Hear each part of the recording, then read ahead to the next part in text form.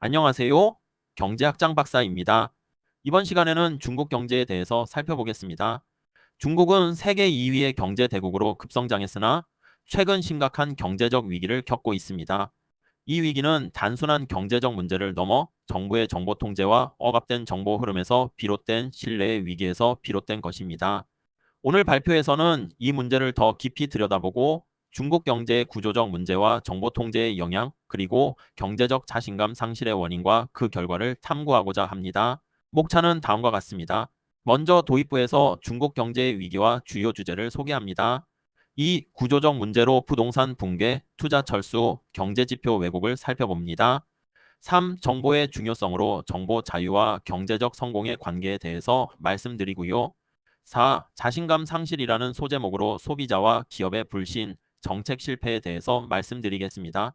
중국 경제는 오랜 기간 세계 경제의 중심축 중 하나로 자리 잡았지만 최근 심각한 위기를 맞고 있습니다. 이 위기의 본질은 단순한 경기 침체가 아니라 정보의 투명성과 신뢰 부족에서 비롯된 신뢰의 위기입니다.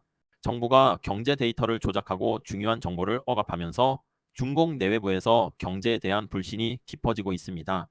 이 발표에서는 중국 경제가 직면한 구조적 문제, 정보 통제의 영향, 그리고 이러한 상황에서 발생하는 경제적 자신감의 상실을 다루며 이를 해결하기 위해 필요한 변화에 대해 탐구하고자 합니다.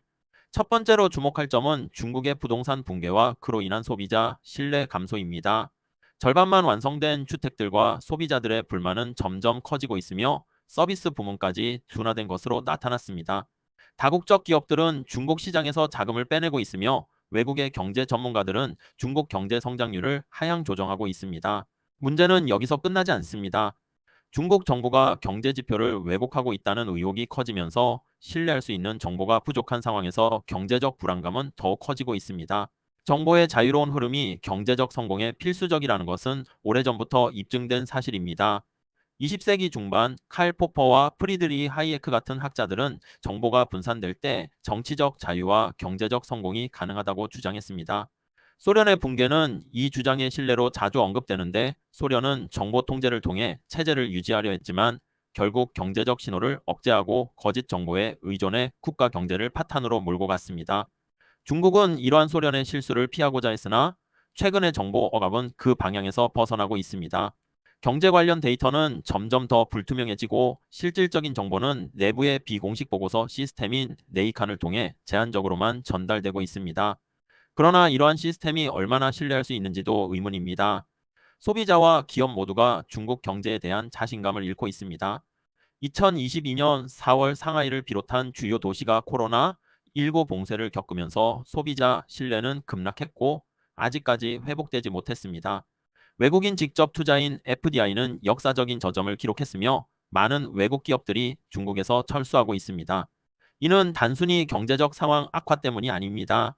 팬데믹 기간 동안 중국 정부가 보였던 급작스러운 규제와 정책은 기업과 소비자 모두에게 불신을 심어주었고 정부의 정책이 언제든지 다시 변할 수 있다는 불안감을 남겼습니다. 지방정부 역시 중앙정부의 지나친 통제 아래에서 과도한 책임과 적은 권한으로 인해 정책 집행에 어려움을 겪고 있으며 이는 경제 회복의 장애물로 작용하고 있습니다. 중국 경제는 거대한 기회를 가지고 있지만 정보의 억압과 왜곡은 그 가능성을 크게 제한하고 있습니다.